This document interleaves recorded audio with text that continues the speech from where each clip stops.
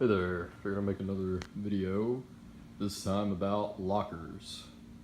I know all about lockers. I've been off-roading, I've used them. I've got front and rear diff locks on here. They're electronically controlled from inside the cab of the Jeep.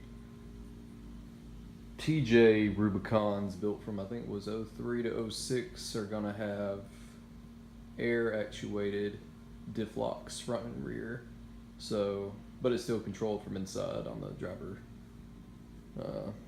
from the driver position.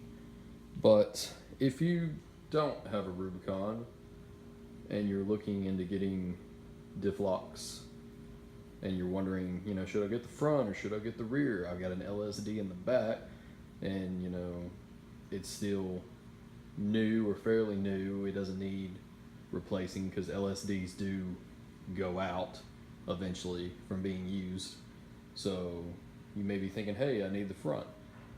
But I can tell you that from what I've seen, what I've heard and listened to, and a couple of experiences, even if you have that rear LSD back here and you're like, I'll just get the front, don't do that. I think it's actually a waste of money because the LSD will eventually go out, yes, and even if it's brand new, I would rather have the rear diff lock because when I was rock crawling in the mountains of Missouri, I rarely used the front locker.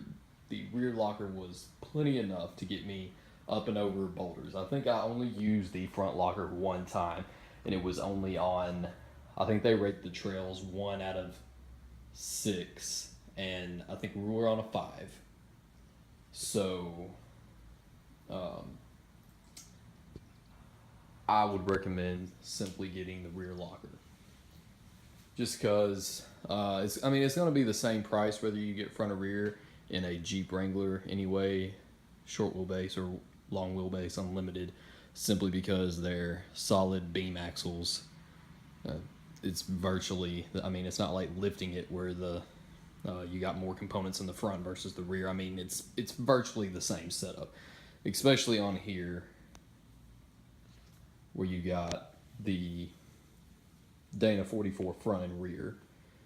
But if you've got a Sport or a Sahara and you're looking to upgrade and you're going with ARB or a Oxlock, one of those, doesn't matter. You may even be going E-locker, to each his own, whatever.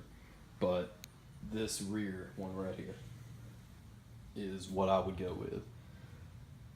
It's going to help you more. It's going to, when you're coming down an incline, from what the trail guides also told me, is that it's going to help stabilize the vehicle on steep, muddy, downhill inclines and declines. The front makes it really hard to turn. The one time I did use it, you could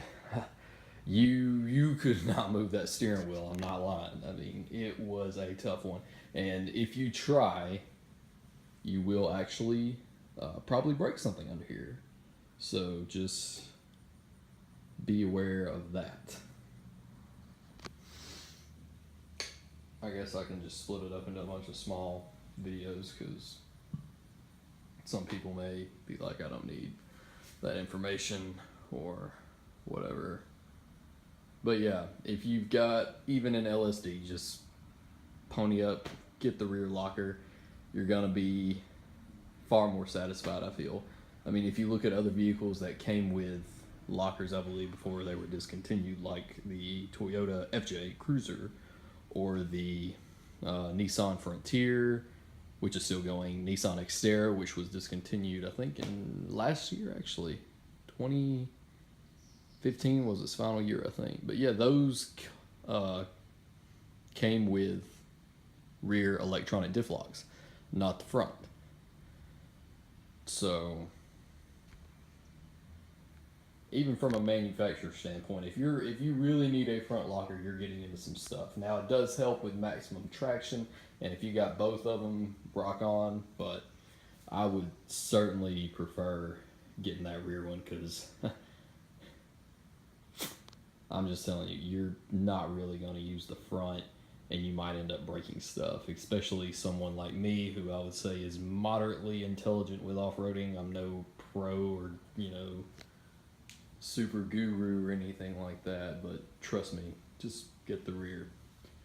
I hope this helped some people out. Have a good one.